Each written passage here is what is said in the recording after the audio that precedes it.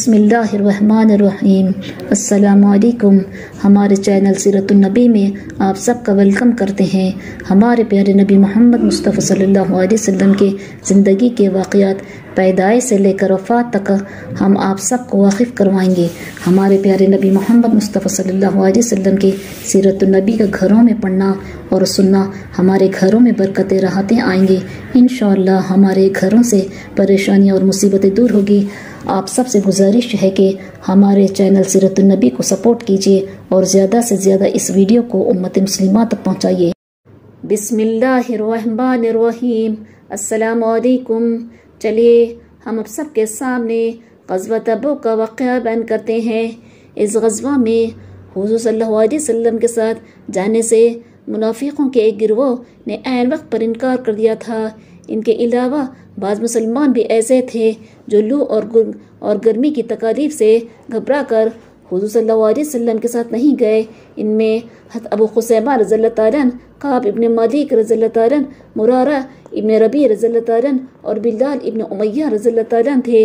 हुज़ूर सल्लल्लाहु अलैहि वसल्लम के जाने के चंद दिन बाद एक रोज़ अबू खुज़ैमा रज़ियल्लाहु तआला अन्हु दोपहर के वक्त अपने घर आए तो देखा कि इनकी दोनों बीवियों ने घर में छिड़काव कर रखा है और उनके वास्ते खाना लगा रखा है। इस रोज़ बहुत सख्त गर्मी पड़ रही थी। हज़रत अबू खुज़ैमा रज़ियल्लाहु तआला अन्हु को ख्याल आया कि इस सख्त गर्मी में हुज़ूर सल्लल्लाहु अलैहि वसल्लम तो सफ़र फरमा रहे हैं और मैं इतने राहत व आराम के साथ अपने घर बैठा हुआ हूँ। ये सोचकर दिल पर एक चोट सी लगी और उन्होंने फ़ौरन कहा, रसूलुल्लाह सल्लल्लाहु अलैहि वसल्लम तो गर्मी में सफ़र फरमा रहे हैं और अबू खुज़ैमा यहाँ ठंडक में अपनी बीवियों के साथ बैठा है।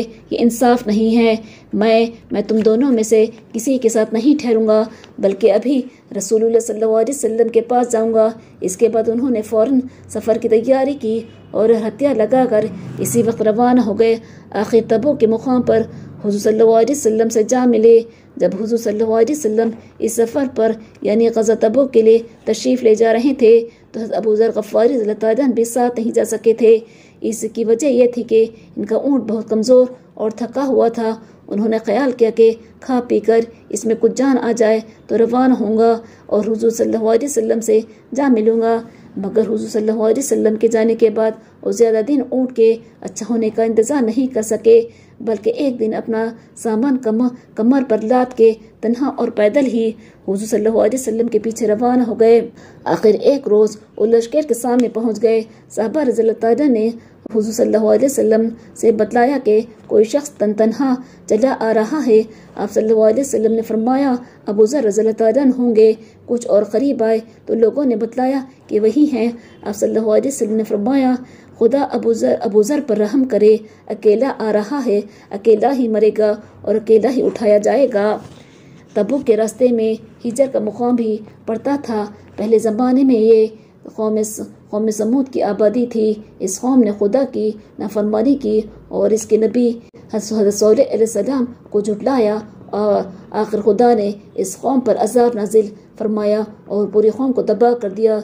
जब हुज़ूर सल्लल्लाहु अलैहि वसल्लम इस वीराने से गुजरे तो अब सल्लल्लाहु अलैहि वसल्लम पर इतना असर हुआ कि अब सल्लल्लाहु अलैहि वसल्लम ने अब अपने मुंह पर कपड़ा डाल लिया और ओंठी को तेज़ कर दिया। साथ ही अब सल्लल्लाहु अलैहि वसल्लम ने सहाबा को ताकीद फरमाई कि कोई शख्स भी इन घरों में न दाखिल हो, न यहाँ का पानी पिए और न इसे वज़ू करे। जिन्होंने भूले से यहाँ का पानी पी लिया था, इससे आटा गूंद लिया था, इनसे आपने फरमाया कि वो आटा जानवरों को खिला दे और वो पानी गिरा दे। आप सल्लल्लाहु अलैहि वसल्लम ने सहाबा से फरमाया कि सब लोग इस इलाके से सर झुकाकर रोते हुए और खुदा के अज़ाब से पनाह मांगते हुए गुजर जाएं। चुनाचे सारा लश्कर इसी जगह से इस तरह सर झुकाकर और दुआएं पढ़ता हुआ गुजर गया, यहाँ तक कि इस कुएं पर पहुंचकर पड़ाव डाला जिसमें हज़रत सोलेह अलैहिस्सलाम की ऊँटी पानी पिया करती थी। यहाँ पहुंचकर हुज़ूर सल्लल्लाहु अलैहि वसल्लम ने सहाबा को बताया कि आज रात बहुत सख्त आंधी आएगी। फिर आप सल्लल्लाहु अलैहि वसल्लम ने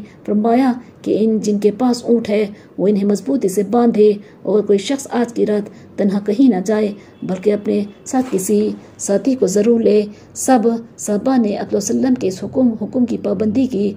बनी सादा के दुआत भी इस हुक्म के बावजूद तन्हा निकल गए। इनमें से एक अपनी एक ज़रूरत से निकला। اس کا راستے میں اچانک دم گھٹ گیا، یہاں تک کہ حضور صلی اللہ علیہ وسلم نے اس کے لیے دعا کی تو وہ ٹھیک ہوا۔ دوسرا آدمی اپنی اونٹی کو ڈھونڈتا ہوا تنہا چلا گیا، اس کو طوفانی ہوا نے طے کی پہاڑیوں میں لا پھینکا۔ وہ مدتوں یہاں تک بھٹکنے کے بعد حضور صلی اللہ علیہ وسلم کی واپسی کے بعد مدینے پہنچ سکا۔ جب حضور صلی اللہ علیہ وسلم کو ان دونوں کا حال معلوم ہوا تو آپ صلی اللہ علیہ وسلم نے فرمایا، کیا میں نے تمہیں منع نہیں کیا تھا کہ بغیر ساتھی کو لیے تنہا کہیں مت جانا؟ یہاں سے آگے چل کر صبح کو جب ایک جگہ ٹھہرے تو لوگوں کے پاس پانی بالکل نہیں تھا اور سب لوگ پریشان تھے۔ آخر حضرت ابو بکر رضی اللہ تعالیٰ نے آ کر حضور صلی اللہ علیہ وسلم سے یہ تکالیف بتلائی اور دعا کے لیے عرض کیا۔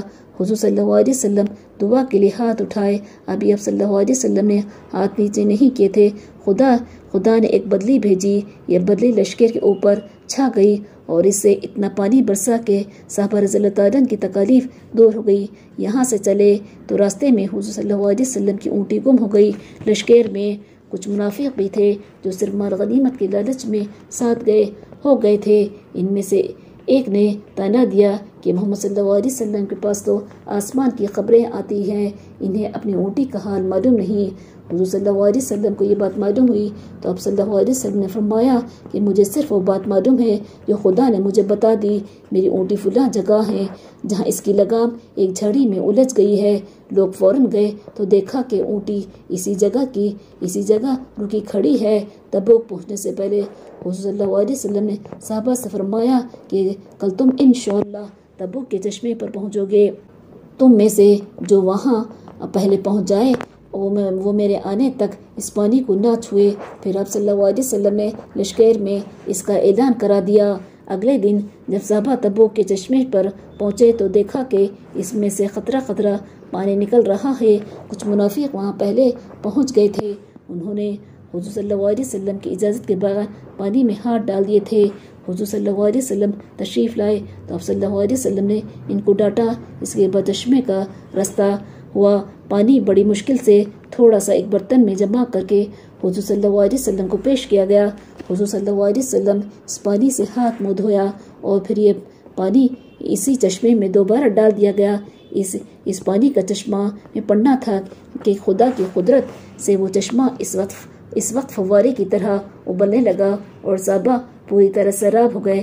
پھر حضور صلی اللہ علیہ وسلم نے حضرت معاذ بن جبل رضی اللہ تعالیٰ سے فرمایا، اے معاذ، اگر تو زندہ رہا اس علاقے کو بغا سے سرزب اور بھرا ہوا دیکھے گا۔ اب ہم اس واقعے کو ختم کرتے ہیں، انشاءاللہ ہم نیکسٹ ویڈیو میں ان واقعات کو بیان کریں گے۔ اگر ہماری ویڈیو آپ سب کو پسند آئی تو لائک شیئر کریے اور سبسکرائب کریے۔ اللہ حافظ۔